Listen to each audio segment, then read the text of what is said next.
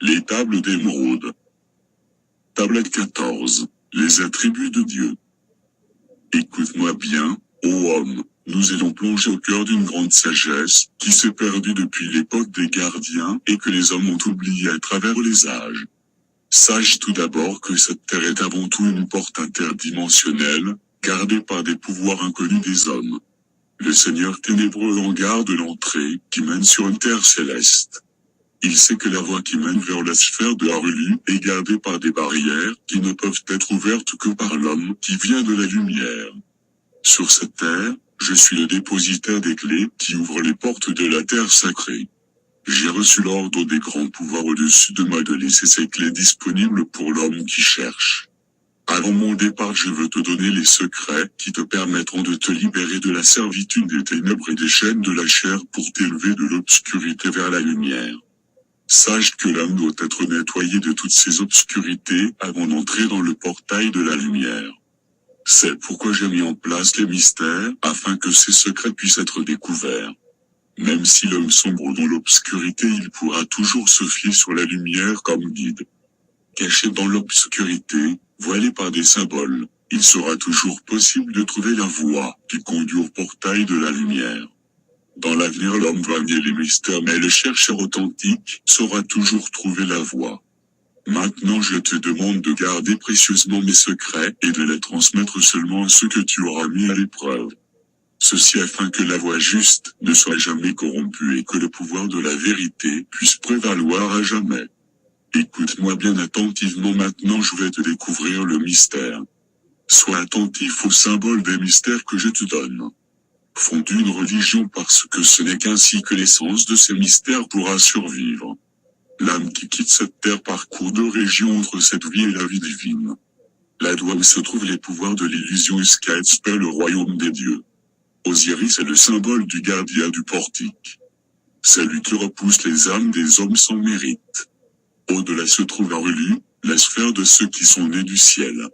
La terre des grands êtres. Lorsque mon travail parmi les hommes sera terminé, j'irai les rejoindre dans ma maison ancestrale. Il y a 7 maisons dans le royaume des puissants, et 3 gardent devant le portail de chacune de ces maisons. Il y a 15 voies pour atteindre la doigt. Les maisons des seigneurs de l'illusion sont au nombre de 12. Chacune est différente, et pointe dans l'une des 4 directions. Les grands pouvoirs qui jugent le mort, qui recherchent l'entrée sont au nombre de 42. Les fils d'Horus sont 4. Il y a 2 gardiens de l'Est et de l'Ouest.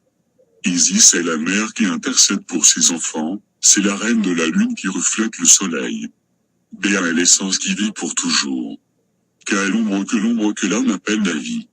Béa ne vient pas tant que Ka ne s'est pas incarné. Voilà les mystères qu'il faut préserver à travers les âges. Ce sont les clés de la vie et de la mort. Écoute maintenant le mystère des mystères. Découvre le cercle qui n'est ni commencement, ni fin, la forme de celui qui est un et le tout. Écoute et comprends, va et applique-le, ainsi tu voyageras sur ma voie. Mystère de tous les mystères, le grand secret, que je vais te révéler est pourtant clair pour celui qui a né de la lumière. Je vais déclarer un secret d'initié, qui restera incompréhensible pour le profane. 3 est le mystère qui provient de l'un. Écoute et la lumière va descendre sur toi. Dans l'ancien des origines se trouvent 3 unités en dehors desquelles rien ne peut exister. Ces 3 sont l'équilibre, la source de la création. Un Dieu, une vérité, un point de liberté. Le 3 provient du 3 de l'équilibre, toute la vie, toute la mansuétude, tout le pouvoir. Les attributs de Dieu dans sa maison de lumière sont 3, pouvoir infini, sagesse infinie, amour infini. Il y a 3 pouvoirs, qui sont donnés au maître, transmuter le mal, favoriser le bien et faire preuve de discrimination. Dieu réalise 3 choses inévitables, manifester le pouvoir, la sagesse et l'amour. À ces 3 choses se rattachent 3 pouvoirs qui créent toutes choses. L'amour divin possède la connaissance parfaite. La sagesse divine connaît tous les moyens possibles et le pouvoir divin est acquis par la volonté commune de l'amour divin et de la sagesse. L'existence comporte 3 cercles, le cercle de la lumière où réside Dieu et que les seuls peut traverser, le cercle du chaos où toutes les choses de la nature émergent de la mort, le cercle de la conscience où toutes les choses proviennent de la vie. Toutes les choses animées ont trois stades d'existence, le chaos ou la mort, la liberté humaine ou la félicité du ciel. Les choses sont régies par trois nécessités, le commencement dans l'abysse, le cercle du chaos et la plénitude du ciel.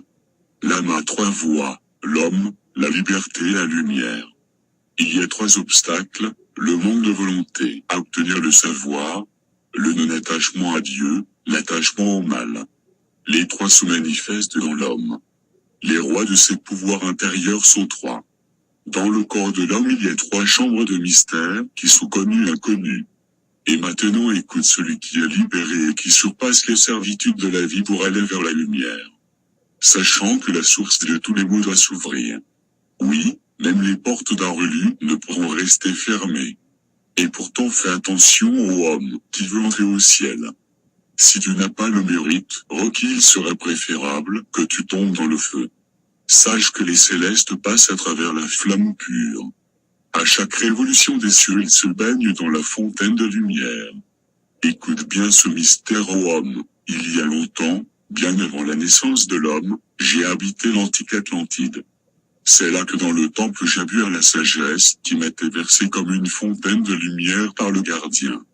J'ai obtenu les clés pour réaliser mon ascension dans la lumière de ce grand monde où je me suis présenté devant le Saint des Saints qui siège dans la fleur de feu et qui est voilé par les éclairs de l'obscurité pour éviter que mon âme soit mise en éclat par sa gloire. Au pied de son trône de diamant il y avait 4 rivières de flammes qui se déversaient vers les mondes des hommes à travers les nuages. La salle du trône était remplie des esprits du ciel. Ce palais des étoiles était vraiment une merveille. Au-dessus du ciel, comme un arc au ciel de feu et de soleil, les esprits étaient formés pour chanter la gloire du Saint. C'est alors que du milieu du feu une voix céleste se fit entendre, contemple la gloire de la cause première. J'ai vu cette lumière qui se tient au-dessus de toute obscurité et qui reflète mon propre être. J'étais parvenu devant le Dieu des dieux, l'Esprit Soleil, le souverain qui règne sur les étoiles des sphères. La voix se fit à nouveau entendre. Il y a l'un, le premier, qui n'a ni commencement ni fin, qui a créé toutes choses, qui gouverne tout, qui est bon, qui est juste, qui illumine et qui supporte. C'est alors qu'une lumière intense se répandit du trône pour encercler et élever mon âme grâce à son pouvoir. C'est alors que je me suis déplacé rapidement à travers les cieux pour découvrir les mystères des mystères, pour voir le cœur du cosmos, et pour finalement être transporté sur la terre d'Arelu et comparaître devant les seigneurs dans leur maison céleste. Ils ouvrirent les portes pour que je puisse contempler le chaos primordial. Mon âme frissonna devant cette vision d'horreur, et je me retirai de cet océan d'obscurité. Je compris la nécessité de cette barrière entre les deux mondes et je compris pourquoi les seigneurs d'Arelu l'avaient mise en place. Seulement eux, dotés de cet équilibre infini, avaient le pouvoir de bloquer les voies du chaos.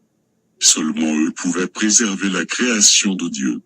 C'est alors que j'ai passé devant le cercle du 8, pour rencontrer les âmes qui avaient conquis l'obscurité et voir la splendeur de la lumière où ils résidaient.